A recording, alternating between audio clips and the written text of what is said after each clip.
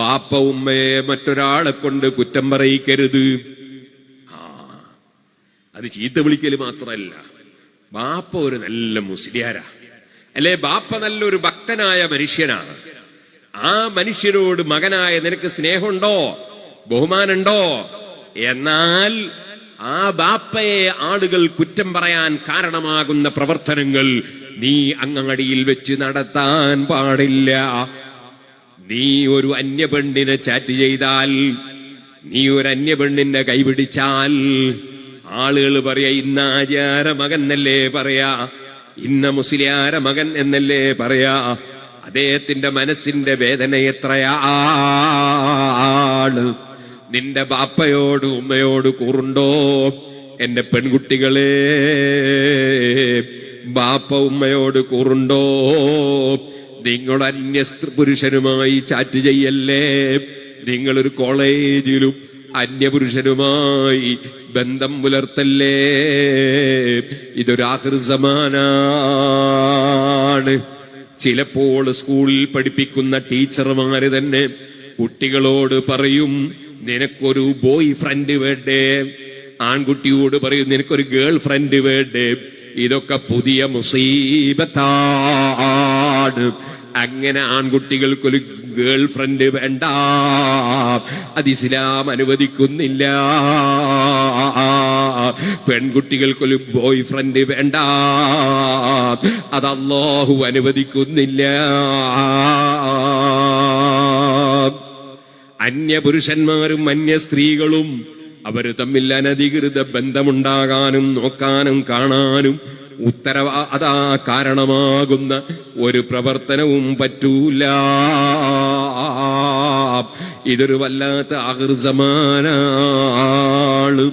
സുബ്ഹാനല്ലാഹ്. കല്യാണ വീട്ടിൽ പോയി കല്യാണം കഴിക്കുന്ന പെൺകുട്ടിക്ക് ചെറിയൊരു മാനസിക അസ്വസ്ഥത ഉണ്ട്. ഉസ്താദെ വലിയ ബേജാറിലാണ് എന്ന് തലേന്ന് വന്ന് പറഞ്ഞു. ഒരു ചെറിയ സ്വർണത്തിന്റെ മോതിരോ എന്തോ ഒരു സാധനം സിറാജുലുദ്ദീനിലേക്ക് സദഖ തന്നു. ഉസ്താദെ ദുആ ചെയ്യണമെന്ന് പറഞ്ഞു. ഒരു ദിവസം 2 ദിവസം മുമ്പേ വന്നിട്ട് അൽഹംദുലില്ലാഹ് ദുആ ചെയ്തു. കുട്ടിയുടെ രോഗമൊക്കെ അല്ലാഹു മാറ്റിക്കൊടുത്തു. അതേ സമയത്ത് വിവാഹം കഴിക്കുന്ന ആളോട് ആ വിഷയം ചെറിയ തോതിൽ സൂചിപ്പിച്ചു. അദ്ദേഹം അത് തൃപ്തിപ്പെടുകയും ചെയ്തു. കല്യാണത്തിന്റെ തലേന്ന് ആ വിവാഹ വീട്ടിലോളൊന്ന് പോയി ചെന്ന് അവിടുന്ന് ഭക്ഷണമൊക്കെ കഴിച്ച് ഇറങ്ങുമ്പോ ഉസ്താദെ നിങ്ങൾക്ക് കുട്ടീനെ കാണണ്ടേ, കുട്ടീനെ കല്യാണം കഴിക്കാനാ ഇയാൾ വന്ന്. ഈ മുസ്ലിയാര് കുട്ടീനെ കല്യാണം കഴിക്കാൻ വന്നതാ. എന്തൊരു ലോകമാണിത്. ചിന്തയില്ലാത്ത മുസ്ലിയാരാണ്. ചിലപ്പോ നല്ലോണം ഒന്ന് നോക്കുകയും ചെയ്യും. ഇന്നാ ലില്ലാഹി വ ഇന്നാ ഇലൈഹി റാജിഊൻ. ഞാൻ വെറുതെ പറഞ്ഞതല്ല.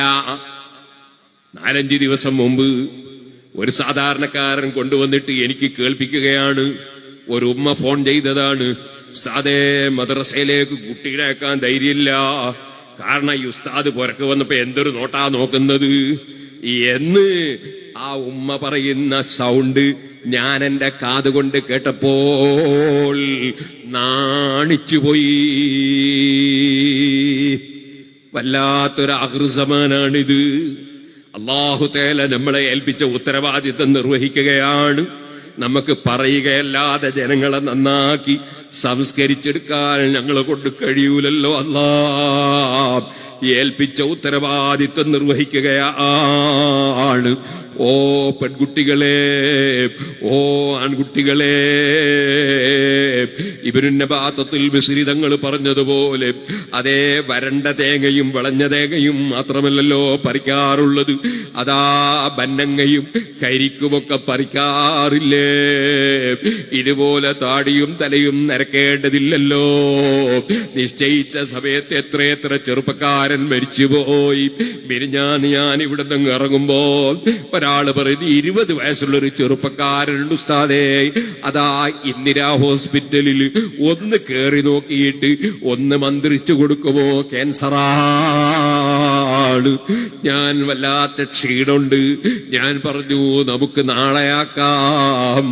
അപ്പോൾ ചെറുപ്പക്കാരന്റെ മറുപടി, നാളെ ചിലപ്പോ ഉണ്ടാകുമോ എന്നറിയില്ല, ഡോക്ടർമാര് മടക്കിയിട്ട് തൽക്കാലം ഇവിടെ കിടത്തിയതാണ്. ഞാൻ ആ പോകുന്ന പോക്കിൽ തന്നെ കയറി അദ്ദേഹത്തിന് മന്ത്രിച്ചു കൊടുത്തു, അള്ളാഹു അദ്ദേഹത്തിന് അഫിയത്തും ശിഫയും നൽകട്ടെ. പടച്ച റബ്ബേ, അത്തരത്തിലുള്ള രോഗങ്ങളൊന്നും ആർക്കും നീ തന്നേക്കല്ല അല്ലാ.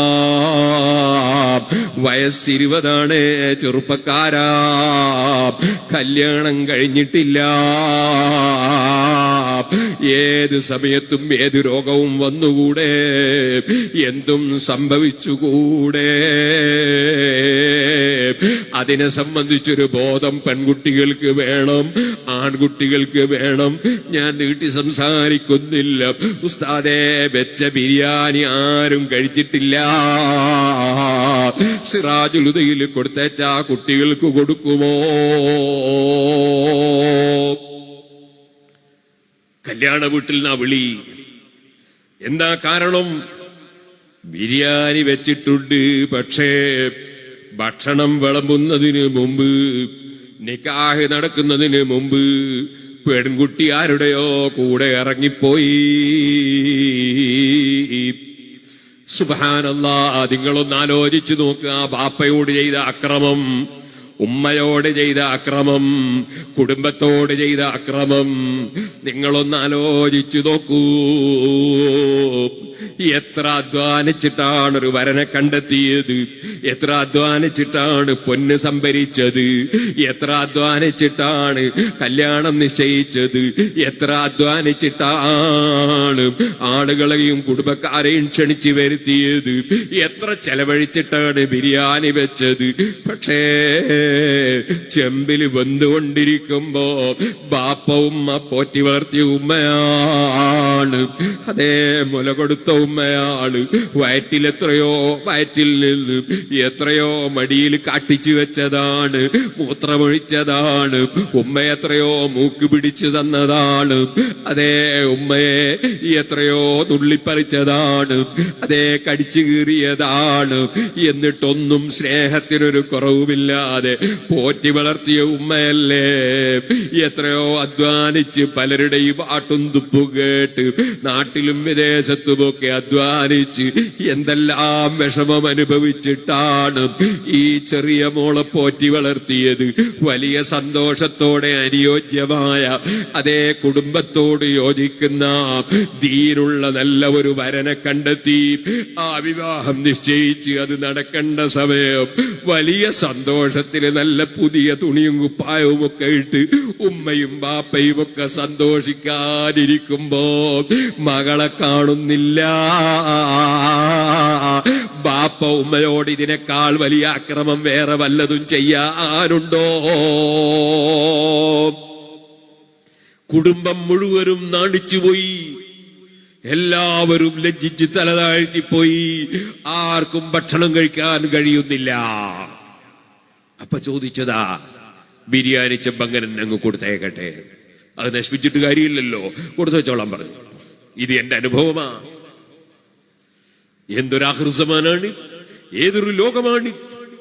ഒരൽപ്പവും അല്ലാഹുവിൽ വിശ്വാസില്ലേ, ആഖിറത്തിൽ വിശ്വാസില്ലേ? അങ്ങനെ ആകാൻ പറ്റൂല. നല്ല മതബോധം വേണം നമുക്ക്.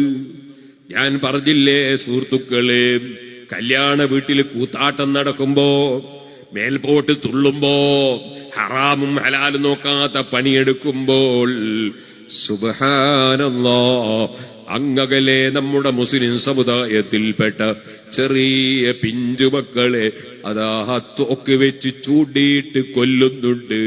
അപ്പുറത്ത് ബോംബ് വന്ന് വീണിട്ട് വീട് തകരുന്നതോടുകൂടെ അവിടുന്ന് ചെറിയ പിഞ്ചുമക്കൾ ബിൽഡിങ്ങിന്റെ ഉള്ളിൽ കുടുങ്ങി പെടയുന്നുണ്ട്. ഇതൊക്കെ മുസ്ലിം ഉമ്മത്തിലുള്ള ചെറിയ മക്കൾ വരെ വിഷമിക്കുന്ന വിഷമങ്ങളാണ്.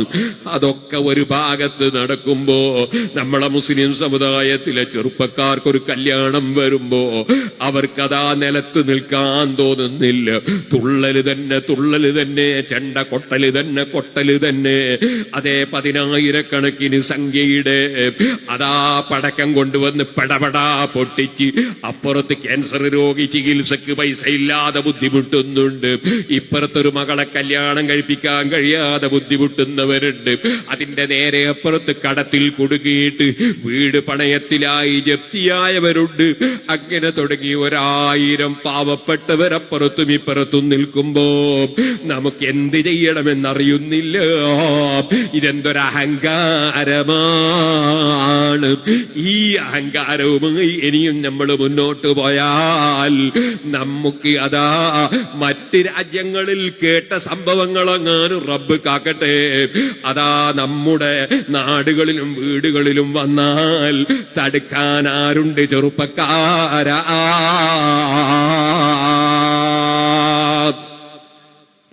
അല്ലാഹുവിന്റെ ശിക്ഷ ഇറങ്ങിയാൽ ആര് തടുക്കും?